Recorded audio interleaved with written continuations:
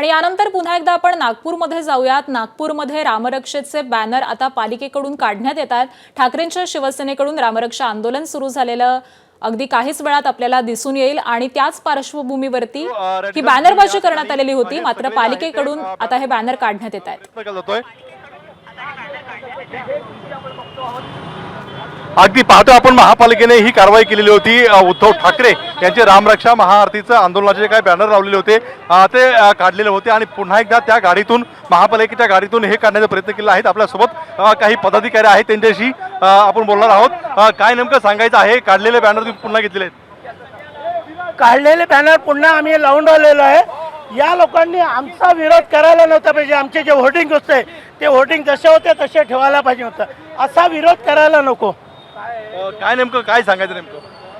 नाही, आम्ही ते आमचा विरोध आम्ही ज्यांना होर्डिंग काढले होते ते आम्ही होर्डिंग लावलेलं आहे। यानंतर होर्डिंग काढू देणार नाही आणि आमचे जे होर्डिंग होते ते आम्ही पुन्हा लावू। महापालिकेने जाणीवपूर्वक कारवाई केलेली आहे। आयुक्तांचा व्हॉट्सअपवरती मेसेज आहे, ते चॅट सुद्धा आमच्याकडे आहे की ठराविक ठाकरे साहेबांचे जे बॅनर आहे ते काढावे।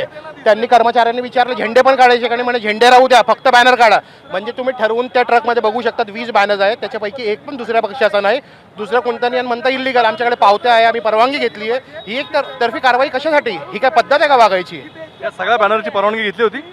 सर्वांची बॅनरची परवानगी घेतलेली, रीचर परवानगी आहे, आपण महानगरपालिकेमध्ये RTI मध्ये मागू शकतात। आणि ही पद्धत योग्य नाही। म्हणजे शासन, आपलं प्रशासन हे कोण आहे? सत्ताधारींचे गुलाम झालेत का आपण? हे एकदम चुकीचं होत चाललंय। जाणीवपूर्वक महापालिका कारवाई करते 100%। तुम्ही सगळे दिल्लीला बघू शकतात, सोनम वांगचुकला उचलला, हे कारवाई करतात। आणि अरे थोडी तरी जनमानाची लाज वाटू द्या। उद्धव साहेब स्वतः इथे आलेले आहेत, एखादा पक्षप्रमुख इथे आलेला आहे आणि तुम्ही बॅनर काढता, हे एकदम अनुचित आहे। ज्या प्रकारे बॅनर काढले आहे, पुन्हा तुम्ही गाडीतून हे बॅनर त्याच ठिकाणी लावण्याचा प्रयत्न केला आहे, काय नेमकं सांगायचं? इथे आपण जर पाहिलं की या रस्त्यावर जिथे आज याच रूटनी जाणार जो रस्ता मंदिराकडे जातो, त्या रस्त्यातले सगळे बॅनर या रामरक्षा महाआरतीचे या महानगरपालिकेतर्फे काढण्यात आले।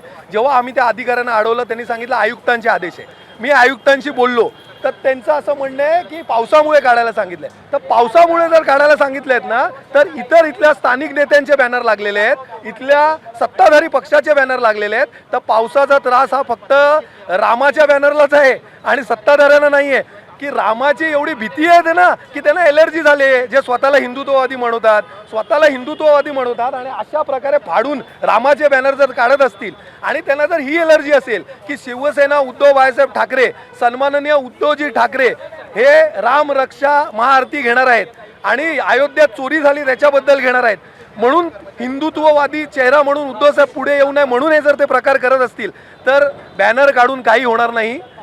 सगळ्या देशाला आणि या राज्याला माहिती आहे की खरं हिंदुत्ववादी कोण आहे। आणि तुम्ही बॅनर काढू शकता पण जनतेच्या मनातनं उद्धव बाळासाहेब ठाकरे हे नाव काढू शकत नाही। उद्धव ठाकरे मुंबईतून थेट नागपूरमध्ये म्हणजेच मुख्यमंत्री देवेंद्र फडणवीसांच्या होम पिचमध्ये येऊन महाआरती करतायत, ठरवून सगळं आहे।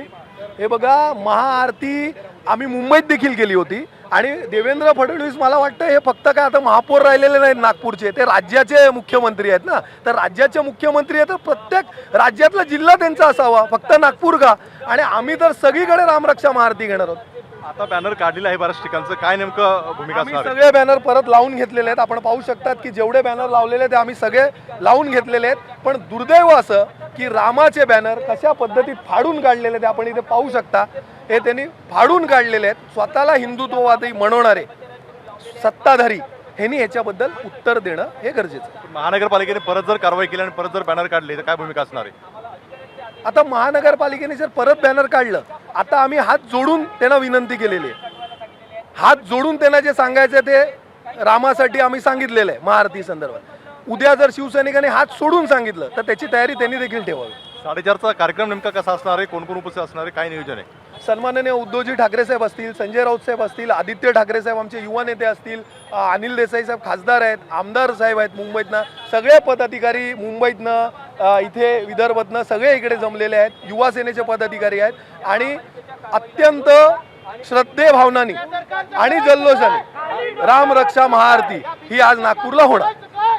अगदी आपण पाहतोय की उद्धव ठाकरे यांचं आगमन झालेलं आहे, सोबत शिवसेनेचे पदाधिकारी आहेत आणि प्रत्येक चौकामध्ये अशा स्वरूपाचे बॅनर जे आहेत ते लावण्यात आलेले होते. मात्र हे बॅनर लावल्यानंतर आपण पाहतोय की महापालिकेने कारवाई करून हे सगळे बॅनर जे आहेत ते काढलेले होते आणि भरलेल्या गाडीतून पुन्हा एकदा शिवसेनेच्या पदाधिकाऱ्यांनी हे बॅनर घेतलेले आहेत आणि आहे त्या ठिकाणी लावण्याचा प्रयत्न केलेला आहे.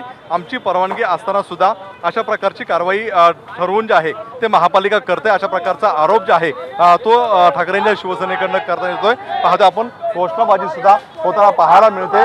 जर पुन्हा एकदा कारवाई केली तर आम्ही पुन्हा ते बॅनर तशा स्वरूपात लावू अशा प्रकार सुद्धा सांगण्यात आलेले आहेत. युवा सेना असेल ठाकरेंची किंवा शिवसेना असेल आक्रमक झालेले आहेत आणि आपण पाहतोय का नागपूरच्या मुख्य चौकामध्ये हे संपूर्णपणे जे आहे ती घोषणाबाजी होताना पाहायला मिळते. खरं तर आपण पाहतोय की आज महाआरती होणार आहे, रामरक्षा महाआरती असणार आहे आणि त्या नक्कीच. संदर्भात पाहतोय पदाधिकारी. बरोबर आहे, त्यामुळे या घडणाऱ्या प्रत्येक घडामोडींकडे आपलं लक्ष असेल. तुर्तास धन्यवाद राजू या सविस्तर माहितीसाठी.